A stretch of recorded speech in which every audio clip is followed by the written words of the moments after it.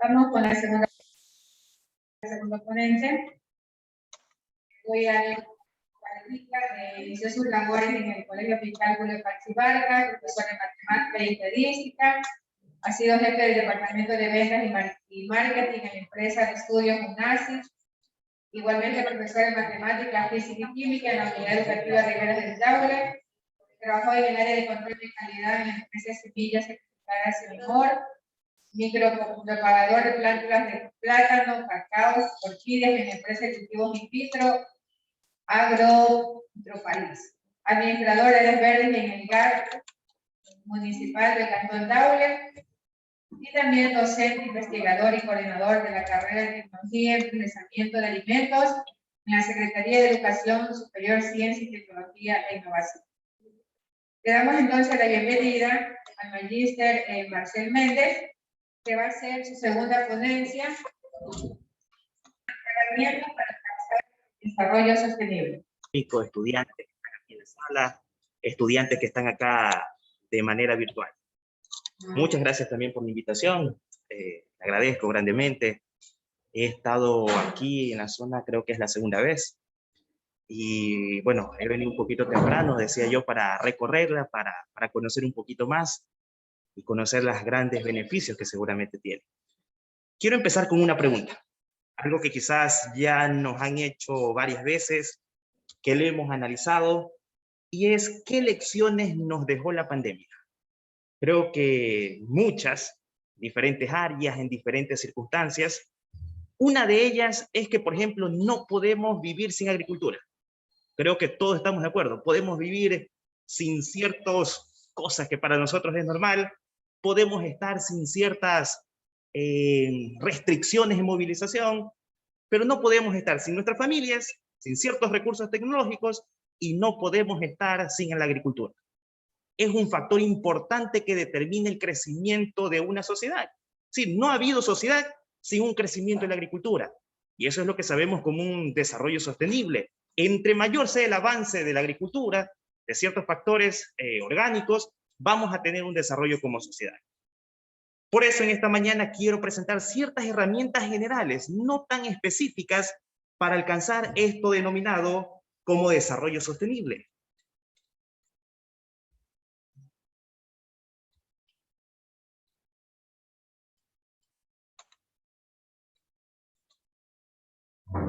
Ahí está.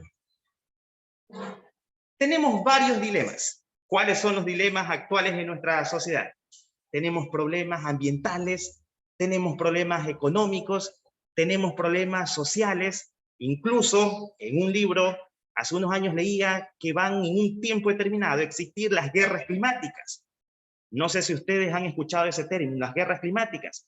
Este libro menciona que a medida del 2005-2010, existen ciertos factores climáticos que han aumentado, como todos lo sabemos, y eso ha aumentado los conflictos sociales en cierta parte del mundo. Mencionaba este libro, por ejemplo, que antes de la guerra de Siria, 2, 3 años antes, tuvieron una gran sequía. Ciertas guerras en África también, antes de estas guerras, sufrieron problemas climáticos. Entonces nosotros sabemos que existen ciertas situaciones que nosotros tenemos que abordar con responsabilidad, de manera técnica, de manera científica. Y aquí viene una pregunta: ¿es posible el crecimiento económico infinito en un mundo de recursos finitos? También quiero, antes de proseguir, una vez un profesor me dijo, no he venido a generar respuestas aquí. En realidad no he venido a dar respuestas a muchas soluciones. Vengo a generar muchas preguntas en ustedes. Las personas que nos están escuchando aquí, las personas que están de manera virtual, ese es mi objetivo el día de hoy. Si puedo generar en ustedes muchas preguntas, muchas cuestiones del por qué, del cómo, entonces saldré satisfecho. Esa es la idea de la ciencia. Eso es lo que causa la innovación técnica y tecnológica, cuestionarnos los factores internos, cuestionar la situación como le estamos llevando y generar nuevas propuestas de solución. Esa es la idea, ese es mi objetivo, espero poder cumplirlo. Y les pregunto nuevamente, ¿es posible este gran dilema? Generar recursos infinitos en un mundo de recursos finitos. Eso lo dijo una vez un economista. Decía, no es posible en este mundo de recursos limitados, perdón, no es posible en este mundo de recursos limitados tener estos dos factores. Crecer económicamente siempre. ¿A qué se debe esto de crecer económicamente siempre?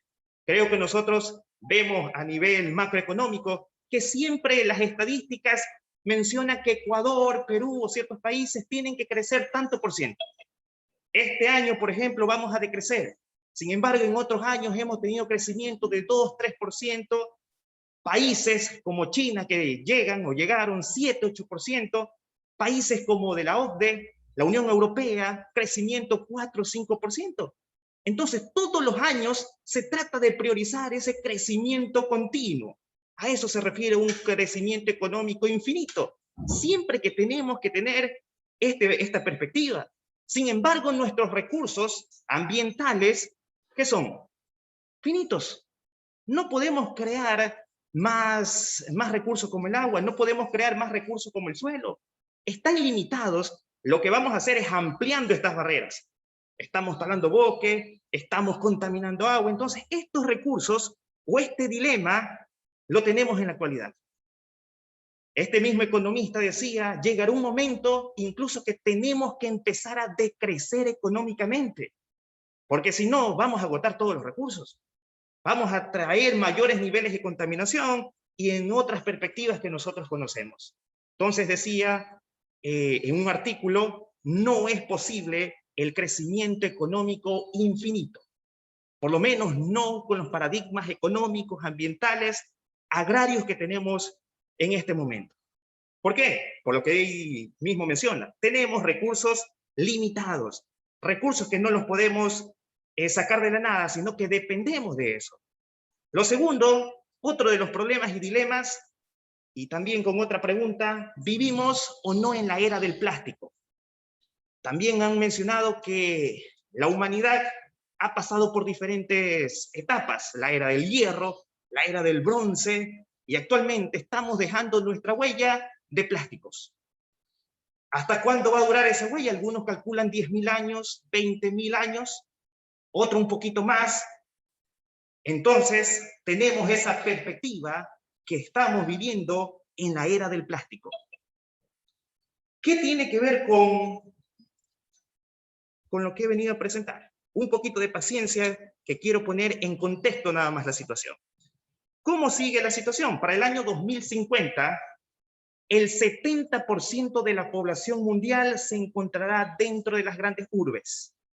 Esta es una evolución histórica.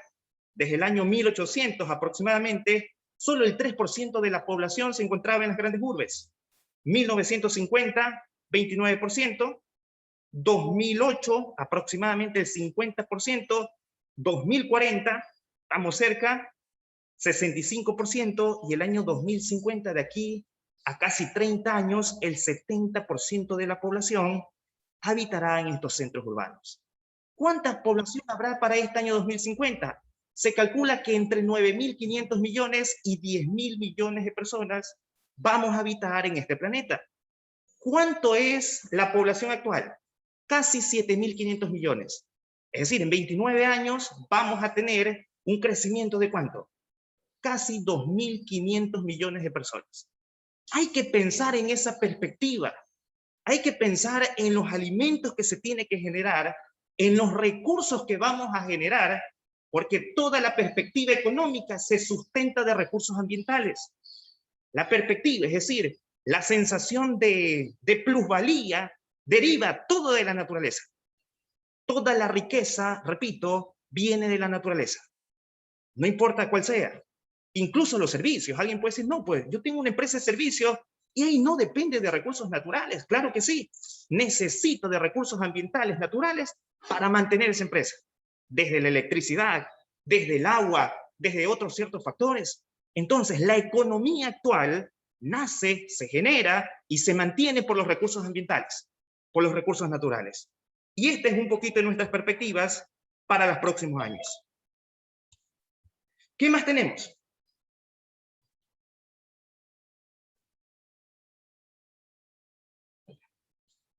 Otra pregunta más, otra cuestión. ¿Todo es malo? Ya hablamos un poquito de las perspectivas negativas. Hemos mencionado que tenemos problemas ambientales, problemas de contaminación, que creo yo que la mayoría estamos de acuerdo. Que tenemos los efectos del cambio climático. Pero otra vez la pregunta, ¿todas las perspectivas son negativas? Voy a cambiar ciertas ideas, quizás muchas personas no estén de acuerdo. Me baso en un estudio, en varios estudios, mejor dicho, que respaldan quizás ciertas afirmaciones. No he venido a mencionar la verdad absoluta. Todo lo contrario, estos postulados que voy a mencionar ya están en un proceso de publicación de un artículo científico que se hizo hace unos meses atrás. Y repito, ¿todo es malo? Es posible que no. En el año 2008, por primera vez en la historia de la humanidad, aproximadamente el 50% de los habitantes ya no estamos en niveles de pobreza, o ya no están en niveles de pobreza. Nunca antes en la historia se consideró que aproximadamente la mitad se encontraba entre la clase media y la clase alta. Claro, pero muchos pueden decir, pero el otro 50% todavía está en pobreza. Claro, es un margen bastante alto. Sin embargo, a partir de 2018, no hay datos actualizados con esto de la pandemia. Se cree que estas perspectivas han cambiado en un 5 o 6%. Entonces, es posible que en este momento, por los problemas derivados de la pandemia, ya no sea el 50% de la población. Quizás sea un 45 o 46%. Sin embargo, la perspectiva sigue siendo positiva. La tendencia antes del 2018 era positiva. ¿Cuál era esa tendencia? En el año 2018,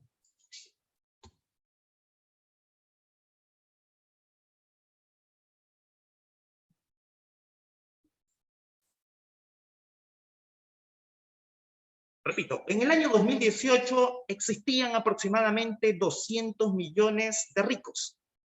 Para el año 2050, se considera que podrán existir 300 millones de personas consideradas como ricas. En la clase media, miren la evolución. La evolución en el 2018 teníamos 3.600 millones de personas. Para el año 2030, corrijo, no 2050, 2030, es posible que exista un incremento de 5.300 millones de personas. Bueno, ahí dice billones, billones en inglés, en español millones. Aproximadamente 5.300 millones de personas. La evolución es grande. Es decir, aproximadamente 1.700 millones de personas saldrán de la pobreza y se van a incorporar a la clase media. Existirá aproximadamente la reducción proporcional de 900 millones de personas, repito, que saldrán de estos estratos. Los pobres extremos saldrán aproximadamente entre 150 y 200 millones para el año 2030. Entonces, estas son las perspectivas, repito, antes de la pandemia. ¿Hay que actualizarlas? Claro que sí. No sabemos cómo eso ha alterado la situación mundial. Hablemos un poquito de la contaminación. ¿Cuál era la perspectiva en los años previos a la pandemia, año 2018? Esto era la tendencia de las principales economías del mundo. Si nosotros vemos la economía de Estados Unidos, la Unión Europea, India, Rusia y Japón, la tendencia, con excepción de India, era de decrecimiento de la contaminación. Entre las dos más grandes economías, China y la India, en estos momentos, la perspectiva en cuanto a la generación de dióxido de carbono era en aumento. En otras palabras, los países en desarrollo eran los que estaban generando mayores niveles de contaminación que los países desarrollados. Los países desarrollados tenían perspectivas de reducción de la contaminación. Vamos a ver un poquito por qué. Entonces, ¿todo es malo? No. Quizás ciertas perspectivas económicas estén ayudando, no estoy diciendo que en todos los países, pero de manera general, de manera estadística, una vez también un profesor me dijo que hay 3 mentiras. Primero, las grandes mentiras, las pequeñas mentiras y las mentiras estadísticas.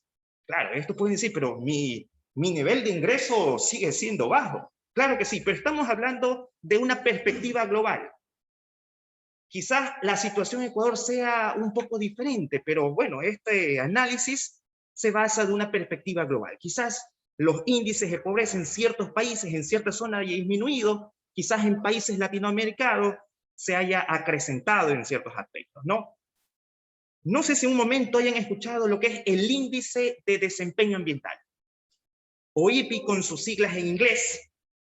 ¿Qué es este índice de desempeño ambiental? Mide aproximadamente, no se puede visualizar de manera clara, pero 32 factores. Estos 32 factores están divididos en 11 secciones aproximadamente. ¿Qué es lo que mide? El desempeño ambiental, en la parte de contaminación, en la generación de desechos, en la parte biológica. ¿Y a quién mide? Aproximadamente a 180 países. Y mide cuáles son los avances que tiene a nivel agrario, a nivel ambiental y a nivel productivo. ¿Cuál es la situación? Ahí están los 10 primeros países. Creo que para muchos no va a ser una sorpresa que Dinamarca, países europeos del norte, Luxemburgo, Suiza, Reino Unido, Francia, Austria, Finlandia, Suecia, Noruega y Alemania son los que estén abanderados este ranking. Es decir, son los que tienen mejor desempeño ambiental en generación de riqueza, aprovechamiento de recursos y reducción de la contaminación, entre los aspectos generales. ¿Cuáles son los países con menor desempeño en este índice? Son países como Haití, países como Chad, como las Islas Salomón, Madagascar, Guinea, Costa de Marfil, Sierra Leona, Afganistán, Myanmar y Liberia. Tenemos los dos grupos, los de mejor desempeño y los de menor desempeño. ¿Qué nos damos cuenta? Yo les pregunto a ustedes, ¿cuál creen que es esa relación? En los de mejor, el que más produce y menos contamina. Por ahí también es una relación. Es decir, muchos de estos países, ya vamos a hablar de uno de estos países específicos que no está entre los 10 primeros, pero sí está entre los 20 primeros, que tiene una gran producción. Eso lo vamos a dejar al final. Sin embargo, otra relación que existen es que son países, entre comillas, ricos. Frente a los otros, exactamente, Haití, los países de África que tienen un mejor, tercermundista, como se lo clasifica. Bueno, una clasificación anglosajona, también un momento decía, un profesor decía, bueno, esa clasificación anglosajona en nuestro léxico normal, dice, tratemos de evitar, no es que esté mal, pero bueno, primer mundo, ¿quiénes se catalogaron como los del primer mundo? Los países que tenían mayores ingresos, los que están mencionando, pero dicen, bueno, esta clasificación la ponemos nosotros, somos el primer mundo. Segundo, los del segundo, sí.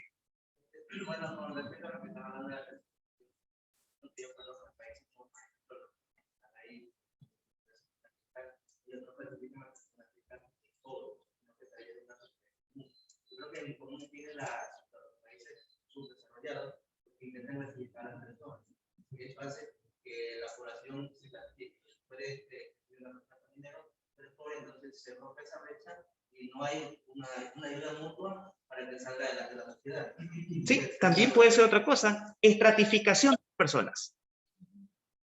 Sectorizan clases y eso, bueno, ciertos países lo tratan de evitar. Otra de las perspectivas que nosotros vemos en estos 10 países es que tienen una economía, como lo mencionaba antes, relativamente alta. Son considerados países ricos.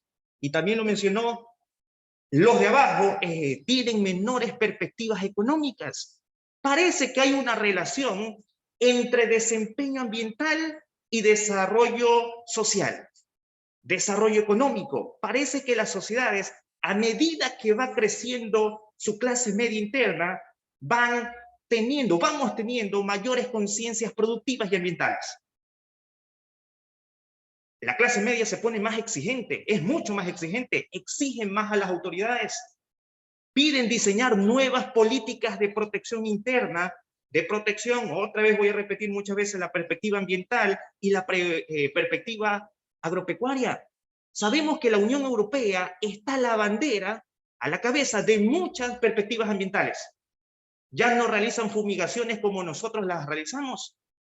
Están prohibidos ciertos productos químicos dentro de las fronteras de la Unión Europea. Y sabemos, cuando queremos exportar a la Unión Europea, nos dicen, mira, a ver, tenemos que hacer un análisis, son muy exhaustivos los europeos. Cuando llegan, muy bien, ¿cómo usted realiza sus labores? ¿Qué tipo de químicos realizan análisis de traza y no las realiza en el Ecuador. Una vez un bananero decía, no, es que cuando vienen aquí los europeos, porque quería exportar, ellos se llevan las muestras y las realizan en Francia, creo que es. No recuerdo exactamente el país, pero no confían en nuestros sistemas. No confían en lo que nosotros realizamos. Y dicen, no, nosotros tenemos que analizarlo, lo llevamos y la respuesta la va a tener. Entonces son muy exhaustivos en estas perspectivas. Entonces, a manera de resumen, los 10 países tienen mayor cantidad de personas en la clase media. Esta clase media pujante siempre está demandando de mayores políticas y de mayores perspectivas ambientales. Mientras que los países en desarrollo o en subdesarrollo, como nos llamen, son los países que tenemos que llegar a este límite, por así decirlo. Siempre estamos queriendo llegar a estos niveles de riqueza. Estos niveles de riqueza solo se alcanzan con explotación de los recursos ambientales y naturales. Por eso es que los niveles de contaminación y de desempeño ambiental son menores en los países en desarrollo, porque estamos produciendo mayor cantidad de carbón, porque estamos consumiendo más energías, porque necesitamos de mayores recursos para llegar a estos niveles de desarrollo. ¿Qué más tenemos? Ahora sí vamos a hablar un poquito de la ruralidad. ¿Cuáles son los problemas? Son uno de los tantos que existen. La deforestación, los niveles de desertificación, la contaminación de las aguas, la contaminación de los suelos, contaminación del aire, sobrepastoreo, migración a los grandes centros urbanos. Ya no es atractivo quedarse en la zona rural. Y ustedes antes lo mencionaban, los precios son muy bajos. Hemos visto la situación que está pasando en nuestro país. Entonces, normalmente la migración hacia los centros urbanos en las últimas décadas se ha disparado aproximadamente en un 200%. Y las perspectivas de aumentar, como antes lo veíamos, sigue en notable ascenso. Bajos ingresos, bajos rendimientos agrícolas, entre otros factores. ¿Qué más tenemos? Otra pregunta. ¿Y ahora quién podrá defendernos? ¿Qué herramienta es lo que tenemos? ¿Qué es lo que existe disponible de manera general? Quizás hayan 3 o 4 perspectivas que pueden ayudar a mejorar estos aspectos. Lo primero es uso de la ecoenergía. Establecer estrategias ecoeficientes. Y también establecer estrategias de reutilización o reciclaje. Y por último, en una cuarta que no se encuentra aquí, quizás aplicar de mejor manera esta transferencia tecnológica y lo que he denominado como los milagros tecnológicos, que ya los vamos a ver un poquito más adelante. Vamos en el primer aspecto, en la parte de los recursos energéticos. Aproximadamente el 35% de la energía se utiliza a nivel industrial y a nivel agrícola. De ese 35%, de ese subtotal, aproximadamente el 86% es o proviene de recursos no renovables. Dentro de esas mismas perspectivas, el 14.5% aproximadamente es de energía renovable.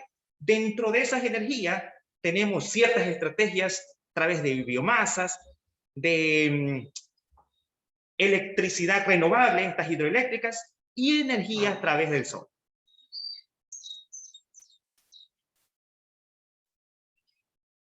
De manera general, ya a nivel mundial, el 80% de la energía que utilizamos proviene de residuos fósiles. En otras palabras, el 20% viene de recursos naturales. Esos recursos naturales están clasificados aproximadamente un 2% en la energía nuclear, en otras fuentes de biomasa, en otras fuentes de energía renovable, como las hidroeléctricas, la geotérmica y los biocombustibles, y también la solar.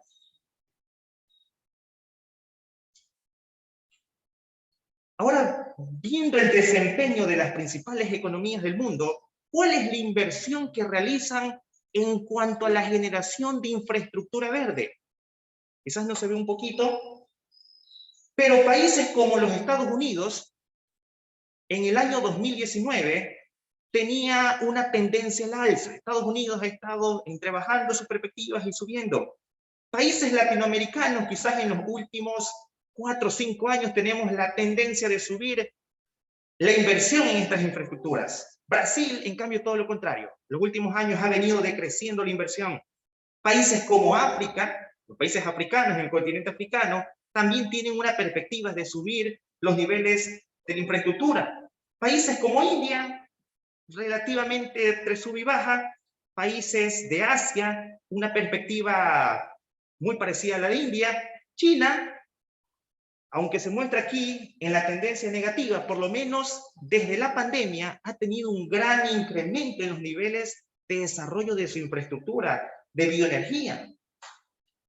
Europa, en cambio, también está bajando su perspectiva en cuanto a la infraestructura. El segundo factor que les mencionaba es la ecoeficiencia. ¿Qué es la ecoeficiencia? Es producir de manera limpia, tener eficiencia energética en lo que nosotros realizamos, tener reducción de los residuos que se generan y un sistema de reutilización. Eso básicamente es los factores. El segundo factor que les mencionaba es incorporar gestiones de ecoeficiencia en nuestros sistemas productivos.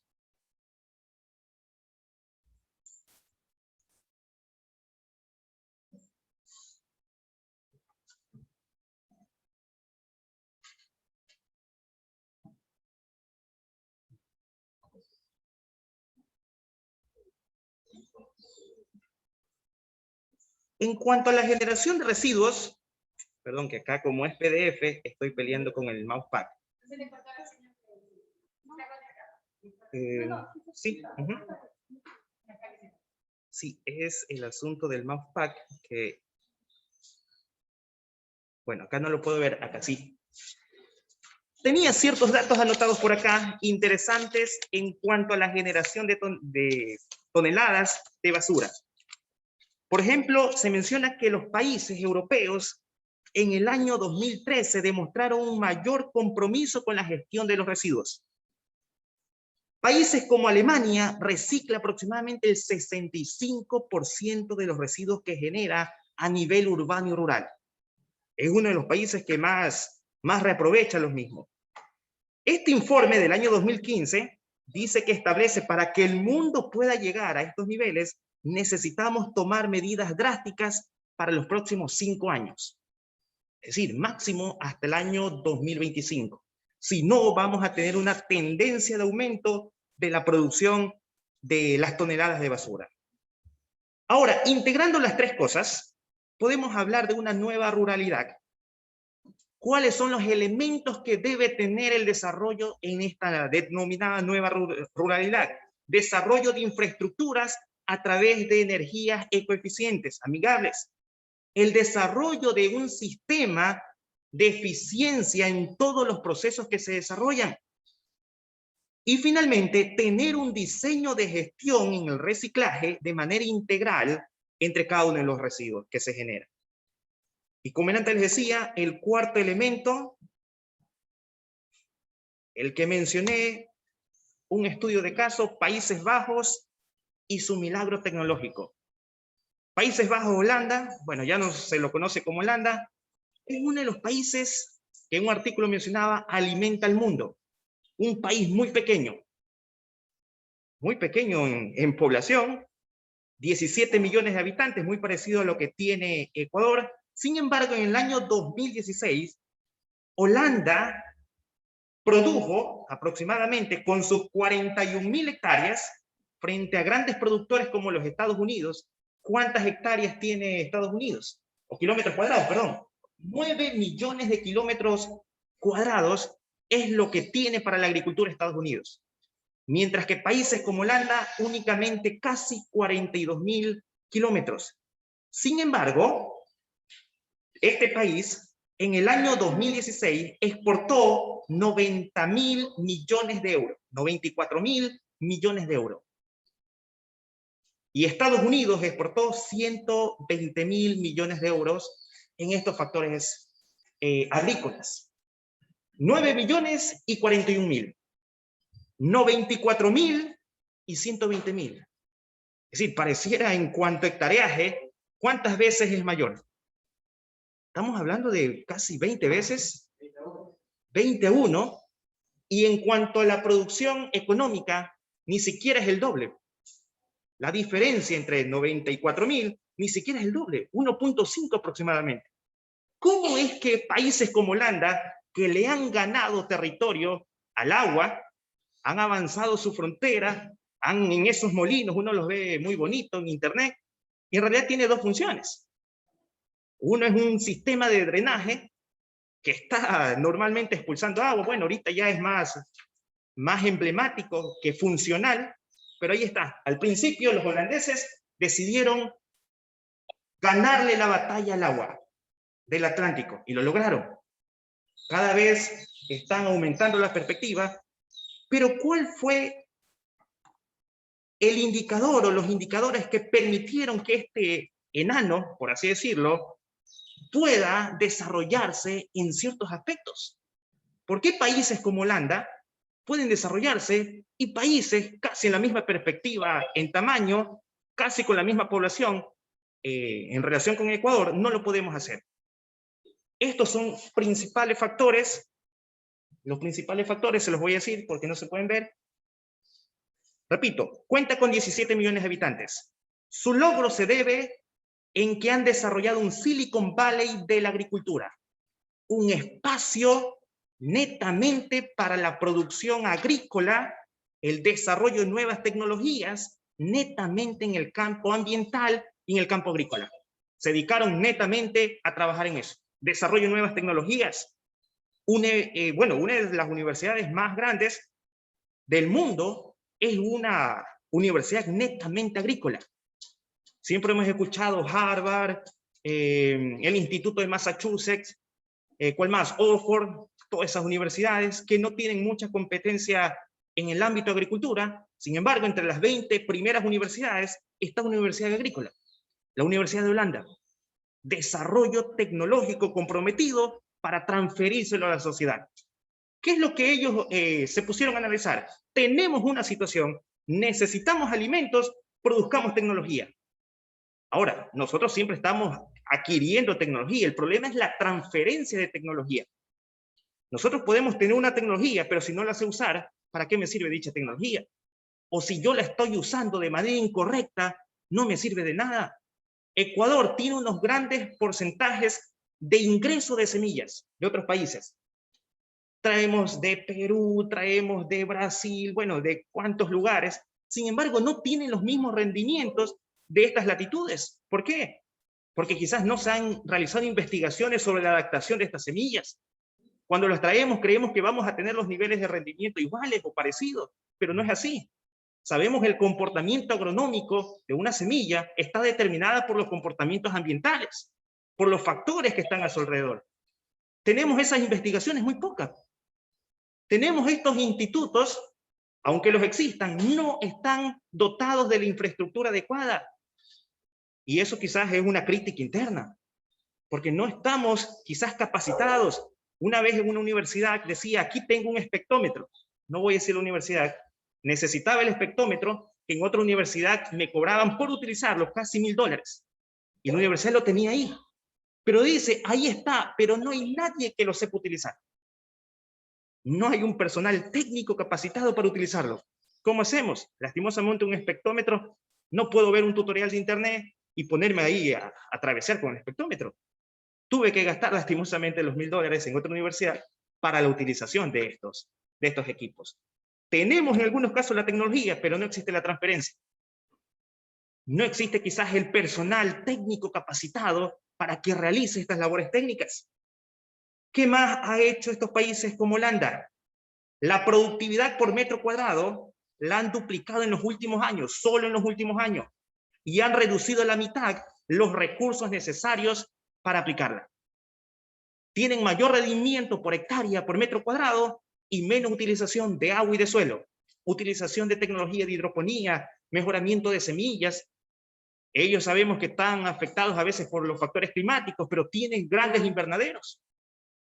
Países como España también están desarrollando en la parte sur grandes desarrollos de invernaderos.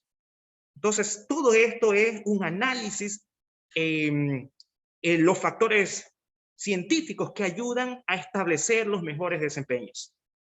No es nada extraño también en Holanda ver a campesinos utilizando drones, donde les informan de los componentes químicos del suelo, sobre los grados de humedad ambientales, sobre la cantidad de nutrientes que tienen para el crecimiento de las plantas y entre otros factores. Otra vez la tecnología haciéndose presente para mejorar los rendimientos agrícolas. ¿Qué más también? Es un gran exportador de papas y cebollas, uno de los más grandes del mundo, y aproximadamente la tercera parte del comercio global en cuanto a semillas la realiza Holanda. La tercera parte. Un tercio de las semillas ha sido desarrollado o tiene iniciativas de estos productores. ¿Qué más? También utilizan el control biológico de plagas. Es científico también. Existen empresas que solo se dedican a establecer de manera técnica este control de plagas. ¿Qué más? También están desarrollando en 140 países diferentes proyectos en todos los continentes del planeta. Tiene asociaciones también con Ecuador, con 140 países y siguen desarrollando tecnología. ¿Es el único país que está desarrollando tecnología en la parte agrícola? No. Creo que también hemos visto, conocido países como Israel. Le sigue ganando la guerra al desierto. Un país que ha optimizado los recursos como el agua. Un país tan pequeño como la provincia del Guayas, quizás un poquito más. Grandes niveles de suelos que no eran fértiles solo hace 30 años, y estos países siguen innovando en la optimización. No es tener recursos. Y eso es lo que a veces creemos, necesitamos más recursos. No, los recursos que tenemos que optimizarlos. También una vez un libro decía, existe la maldición de los recursos naturales. ¿A qué se basaba con este título grandilocuente? Se basaba en datos estadísticos que los países que tienen mayores niveles de recursos naturales son los que menos desarrollo económico tienen. No siempre, pero de manera general, países que tenemos estos recursos que los podemos aprovechar, que simplemente están en el suelo, que están en el mar, pero no lo estamos utilizando de manera correcta. También, como parte final, proponen sustituir, quizás algunos no se arriesguen en la última parte, si no lo leen, se lo leo de manera textual, proponen sustituir vegetales por grillos. Los grillos, los animalitos, ¿no? ¿Para qué? Porque dicen que para producir una tonelada de soya en la misma hectárea, en la misma área, se pueden producir 150 toneladas de proteína vegetal. 150 veces más de la misma proteína vegetal en un espacio muy parecido. También lo están proponiendo. Y aquí quería presentar unas imágenes. Quizás en otro momento podemos hablar más de ciertas innovaciones que también se están realizando en el Ecuador, que se realizó en un